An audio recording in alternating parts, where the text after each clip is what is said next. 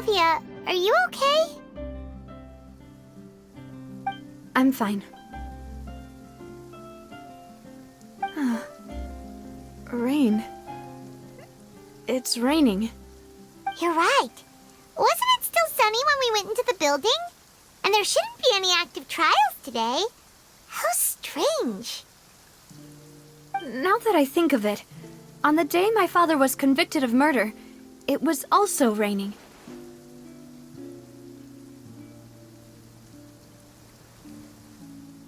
What is it? Did you think of something?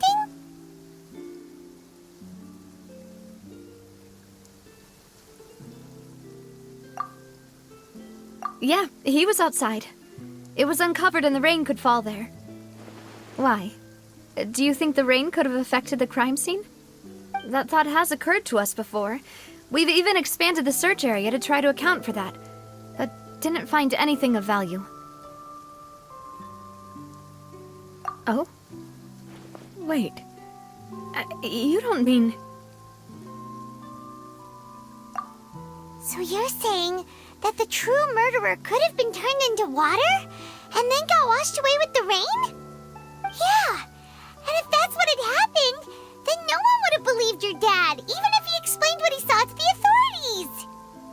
I really think I found a true genius for a partner. You're completely right. How did I not connect the dots earlier? All right, let's go to Poisson. With this new lead in mind, we'll get to the bottom of my father's case for sure. Yeah, we're gonna make progress for sure this time. Do you want to go with me now? Or do you want to head over by yourself later?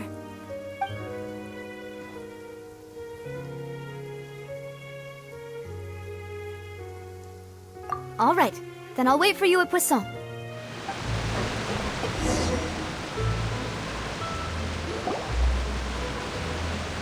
Whoa, what a huge ship! Why would a ship be anchored at a place like this? There's no need to be so surprised. While it may look like a ship, it's actually Spina di Rosula's headquarters. My father was the one who asked for it to be built like this. Perhaps our taste in exterior design is the only thing we occasionally had in common. A gigantic and glamorous ship embodies discovery, opportunity, ambition, and conquest. It symbolizes Spina di Rosula's bright and limitless future. And Paimon thought you were bluffing when you said Spina di Rosula had a glorious past. Paimon was confused why a group with such a history would live in the sewers. But now that Paimon has seen this ship for herself, she's been convinced. Well, Poisson is where Spina di Rosula began, after all. It's our main base, our home. Melus, we're back! Apologies for the wait, demoiselle, and our most important partners. You said before that you still had some business at the court. What brings you back to Poisson so quickly? About that. It's because my partner here reminded me of something really important. You see, what if my father's case had something to do with water from the primordial sea? You still remember, right, Melus? On that night, it was raining? Yes, the case was quite similar to that of Mr. Linney's. Both were what you'd call impossible murders.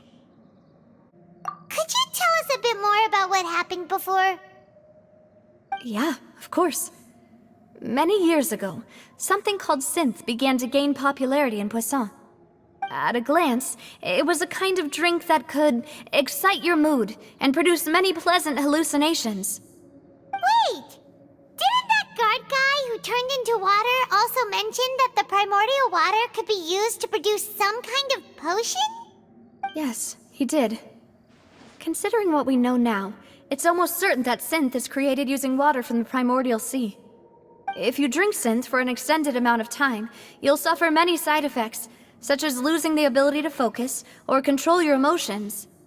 And if you were to stop drinking it completely, you'll experience flashes of paranoia and anxiety while lacking energy to do anything. It's an extremely dangerous substance.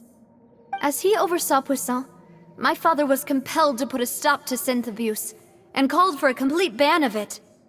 Boss's uncompromising attitude incurred the synth vendor's wrath, but no matter how much they threatened or bribed him, he refused to yield.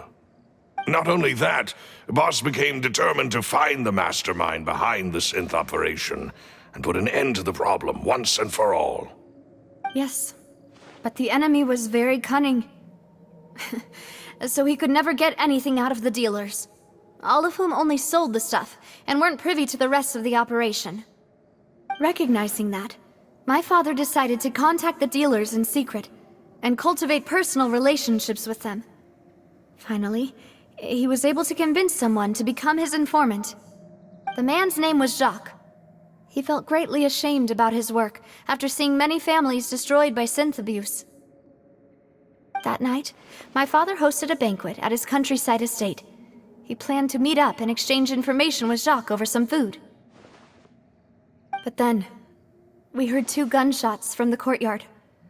We raced to the scene and found my father, still holding a gun, and Jacques, who was already dead on the ground. Huh? How did that happen? Aren't they on the same side? Sounds just like Lenny's case, doesn't it? In both cases, the culprit seemed obvious, but neither appeared to have any motive at all. Looking back on it, though, I now believe the most important clue was something we all overlooked at the time. There were pieces of clothing left at the scene. Precisely. It's all thanks to you that I made the connection now. Back then, we all just thought they were some costumes that Jacques used to disguise himself at the banquet. But, considering it now, it's almost certain that they belong to a third person at the scene.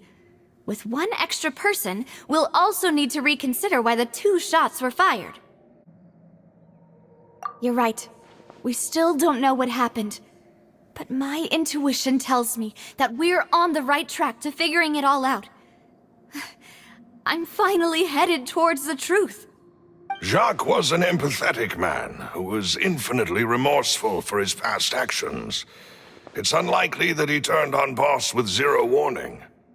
I think this third person is probably the key to the full truth. On that note, however, even though this will not please you, demoiselle, as your and your father's butler, I must still offer a word of warning.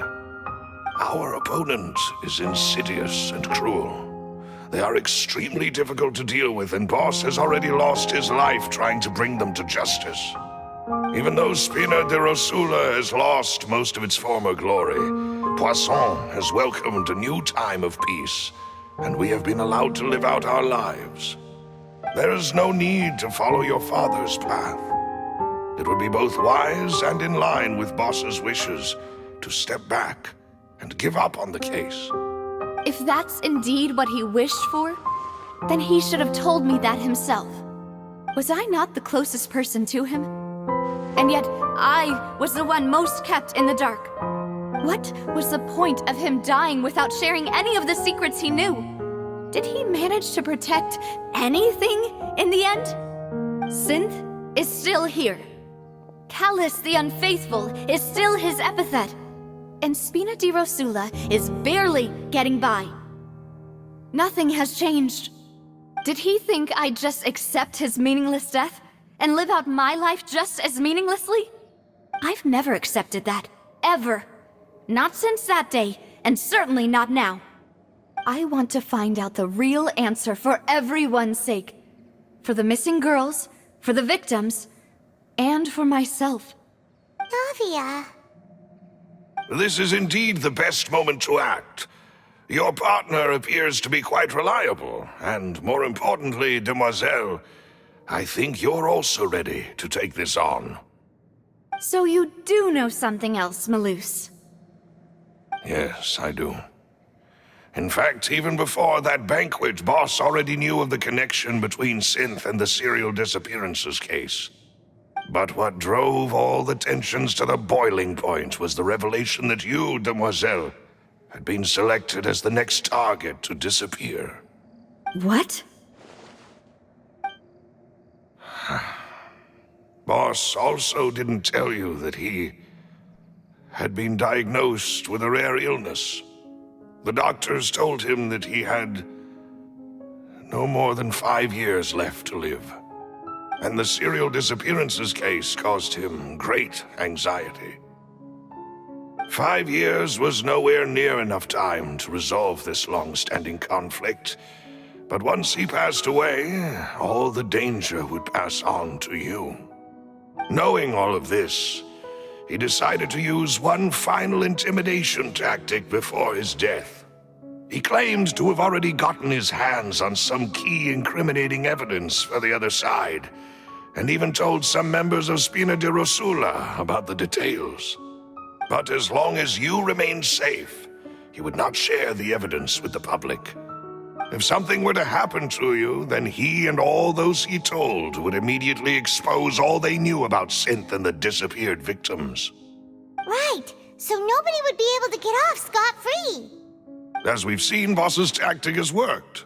Even though Boss has been gone for a long time, the other side has not tried to take Demoiselle's life. No, I don't believe it. He never appeared to look sick to me. No father wants their daughter to see them weak and haggard, especially someone as proud as Boss.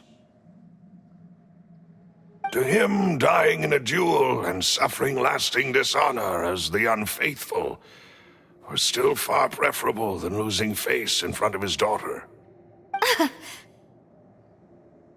So he chose to die in silence, so that he could protect me. I'm afraid you're not understanding this correctly, Demoiselle. What Boss wanted to hand to you was not a parasol, but a sword. If Boss's spirit could hear you telling me that you want to find the answer for the sake of everyone involved, I'm sure he'd be extremely proud. That fool. Couldn't he have just given it to me straight? No. He might have set up everything precisely because he never thought I'd be able to understand him. Is that the amount of confidence he had in me? And what if I was never able to make it to where I am now? Yeah. I suppose that's true. With the way he'd set things up, if I had wanted, I could have just lived out my life without a care in the world. But thankfully, he rarely talked to me about complex matters, and thus understood little of me as a person. In this case, he really didn't need to give me an easy way out. Malus, what was the key evidence that he shared with you? It's the location where Synth is produced. Essentially, it's the enemy's headquarters. When he was threatening the enemy, Boss didn't share the specifics of the incriminating evidence he found. But if you want to use it against the enemy, you'll still have to take several things into consideration. Why? If we know where the place is, can't we just go storming in? You mustn't forget that we're fighting against a mysterious and dangerous organization that's been in operation for decades. There's no telling what might be lying in wait at their headquarters. We also have no idea what kind of evidence we may be able to find inside, nor what people we may be able to capture. But a single visit to their headquarters would be tantamount to a formal declaration of war. The worst case would be that we leave empty-handed, but also open ourselves up to full retaliation. Then, in that case, why not work with the Fontaine authorities? Well, you saw one of them dissolve during Mr. Linney's case. We have no idea just how thoroughly they may have been infiltrated. That's true. Seems my father really had no choice. But things are different now. It should be a lot easier to prove the other side's guilt, now that we've connected Synth with the disappearances case. You sound like you've put a lot of thought into this, Malus. I am the butler, after all. I live but to serve the boss and Demoiselle's will. I've always been willing to take on any kind of risk for your sake. But considering my relative lack of ability, I've spent my time keeping secrets, performing basic investigations, and waiting for the right time to come. Thank you for all of that, Malus. Have you discovered anything new in the past few years? Let me think. One conclusion I came to is that the enemy must be quite familiar with Spina di Rosula, or at least have an informant planted here.